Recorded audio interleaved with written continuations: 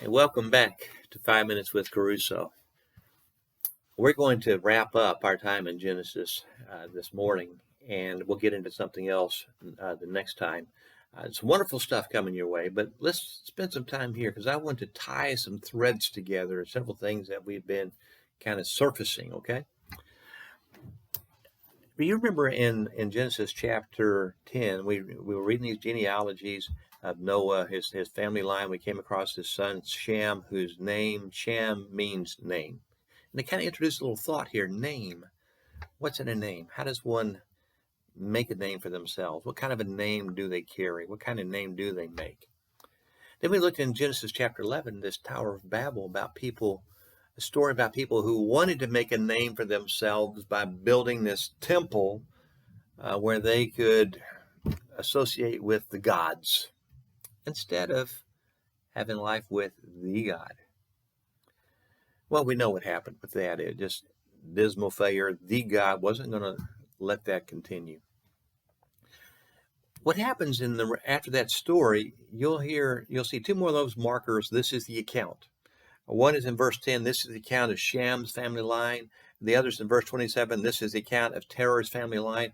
And what's happening is Moses is running through these names, and he's headed to a particular name. He's racing to it. Okay, he's writing to these Israelites there in the wilderness. He's writing this down for these Israelites in the wilderness, and he's getting to a particular name he wants them to connect with, one they already know. And this guy by the name of Abram. That's what he's named at the very beginning of his story. Later on, his name is going to get changed to Abraham. And the Israelites know that name. You probably know that name. You look at chapter 12, verse 1. The Lord had said to Abram, "Go from your country, your people, and your father's household to the land I will show you.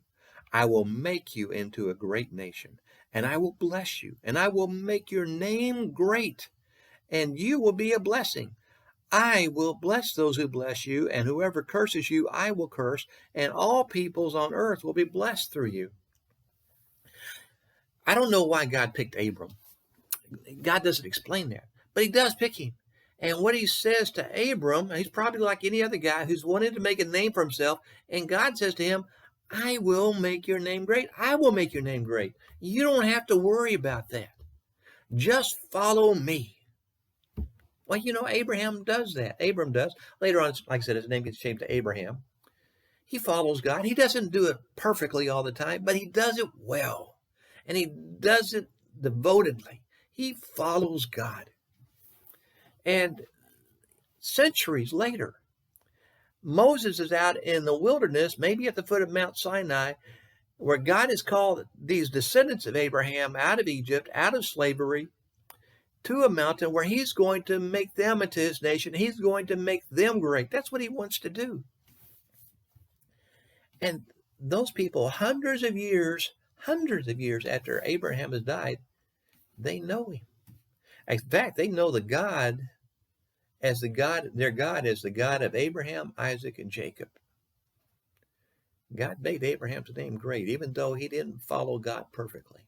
And he's going to try and do that with those Israelites.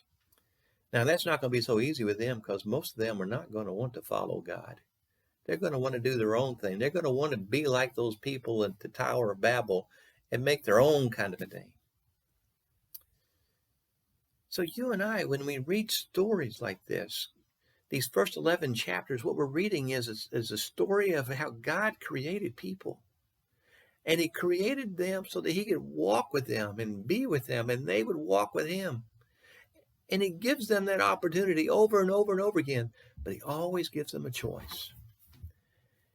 And over and over and over again, they just choose not to walk with God. They choose not to listen to him. They try to find their own ways to make a name for themselves, and it never works. And you and I, what about us? God gives us that same opportunity, doesn't he? He gives us the opportunity to follow him, to listen to him. And I just believe he wants to make our name great as well. He wants to lift us up. He wants to bless us and for other people to be blessed through us. But there's a way to do it. to listen to God, to follow Him, to walk with Him. I don't know where your life is, how you walk through your life. But here's some things you ought to think about as you look at these 11 chapters of Genesis and going into the 12th chapter. God's calling you to Him. I want to encourage you to share this with other people. He's calling everybody. Pass these blessings on. Use these blessings well. You can leave a comment if you want. Next segment, we'll get into some other things. Send an email if you want, booksbykerusso@gmail.com. Use your blessings well. Walk with God and let Him make your name great. Catch you next time.